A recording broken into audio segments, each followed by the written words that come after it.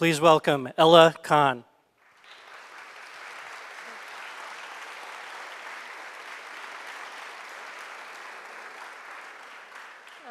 Hi everyone, I just wanted to thank the Stony Brook Film Festival for this amazing experience. I'm honored to be here. Thank you.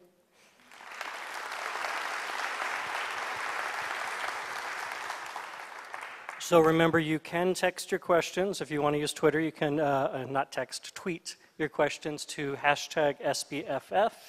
This is the time when you ask the questions. Ella will give the answers. So do we have any questions from the audience? Because you know I'll start asking questions if you don't. Yes, sir. The question is, are you Yuli? Well, I'm not Yuli, but I have been a military photographer for the IDF. And of course, I've had similar, stories.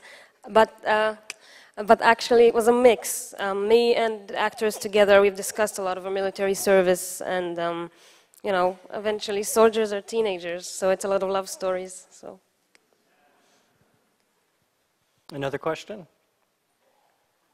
Yes, sir. Did she get paid? The Israeli military doesn't pay its soldiers in that sense. We do get some money, but very, very little.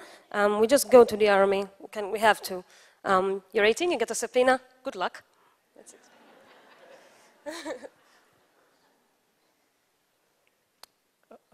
Yes, sir.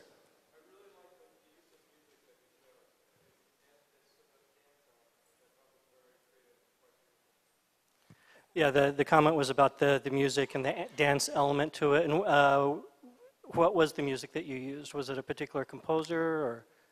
Thank you. The dance part had Gogol Bordello's song in it. I think you've seen her button on her uniform. That's Gogol Bordello. And they're, I'm sure a lot of you know them. They're based in New York. They're all immigrants. They're from different parts of the world. And I asked them, if it would be possible to use their song, and of course, at first I couldn't reach them because they were represented by a huge company, and then I managed to get to the artists themselves, and they loved it so much that they gave it for free, because they're amazing people, so I was lucky.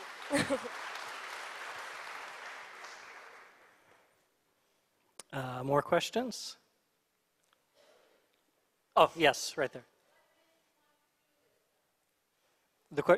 So what was the inspiration for this film? Yes. Okay, that's a tough one. Well, I have been, like I said, in the military for 2 years. And if you think I was half as grateful as my actress, you got another thing coming, because I really wasn't. And it was very challenging for me, I think, because I've always wanted to make films. And although I was a military photographer, I really didn't want to be there, honestly. I was a terrible soldier. But then again, I had a very hard time when I was there, and when I thought about it later, I realized how funny it was. It was absolutely hilarious in many, many points of it, and I really wanted to cope with my feelings towards that time with the film, and that's what I did, actually. And how many films have you made? Well, frankly, that's pretty much my first, so...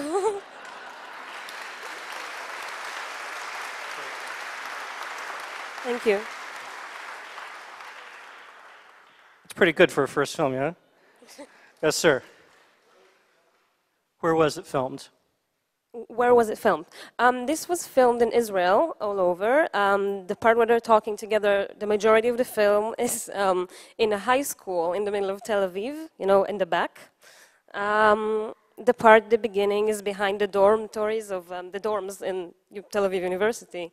In the middle is just a small park, a little road. So it was a bit of all over. We made a mix. So. Yes, sir. Yeah, where did you find your actors?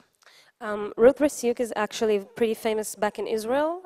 She is like a main actress in the Russian theater, Geshe, where I work. I work backstage. And we became friends through work, and I fell in love with her completely. She's an amazing woman, really. I love her. And we started working together from the moment that we met, pretty much, because we share the same interests, we love the same films, and I really wanted like a female Charlie Chaplin for this. So she was, she was perfect for me. I was curious, how many Russian immigrants are there in Israel? Is that very common? Actually, yes. I think there's 1.5 million, maybe more, actually. And, Israel is not that big. We're like 8 million people, so that's a very large amount of people. And I live amongst the Russian culture back home. I live with the immigrants, basically, because I work there, and my boyfriend is from Siberia, so it's a big part of my life. And a lot of other Israelis as well, I think. And we had a question from Twitter. Where was this screened? Where else has this movie screened? This film premiered in the GI Film Festival in Washington, D.C. It's a film festival dedicated for military stories.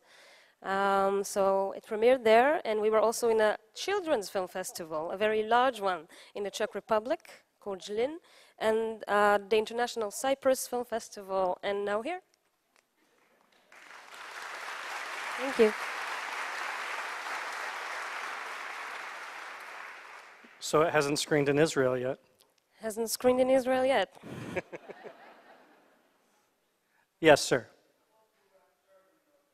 How long do you have to serve in the military? Girls for 2 years, boys for 3. And that's it. There's hardly a way around it. Yeah, there's another question from Twitter. Is the expression, who sank your ships, a specific expression in Israel, or is that just something you came up with? It's actually a very funny story, because my roommate she was very upset one day, and she went to get ice cream, and then the guy who worked in the shop, he was also Russian, and he looked at her and he said, "You look so sad. Who sank your ships?" Very thick accent, and she came home and told me, and I immediately wrote it, and when I did some research, apparently it originated in Odessa. I didn't know this, but from Ukraine, from Odessa, and that city has, of course, great Jewish heritage, and Russians, Ukrainians, and people from Turkey as well, because it was a port. So this sentence is all over the world. I heard versions from it in Albania, in Turkey, and so Yiddish, of course, in many places. So it wanders around. Yes, sir. What age does getting a lot of Army questions. What age does the draft start? Well, you get some letters from the military around the age of 16 or 17, and then you're drafted once you're 18. Sometimes you could be 18 in a couple of months or something like that, and that's it. So we have another question from Twitter. This is a real question. I'm going to tell you it's a real question from Twitter because I know you're going to like it. Were you influenced by the films of Fellini?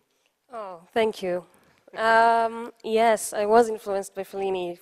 For me, it was like a huge inspiration, especially, I think, if you've seen it, you definitely know Nights of Cabiria, because, I think in that way, Fellini dealt with many things that weren't simple at the time in Italy, and he did it in such a fantastic way, I couldn't even, I can't even describe. He's fucking amazing. But,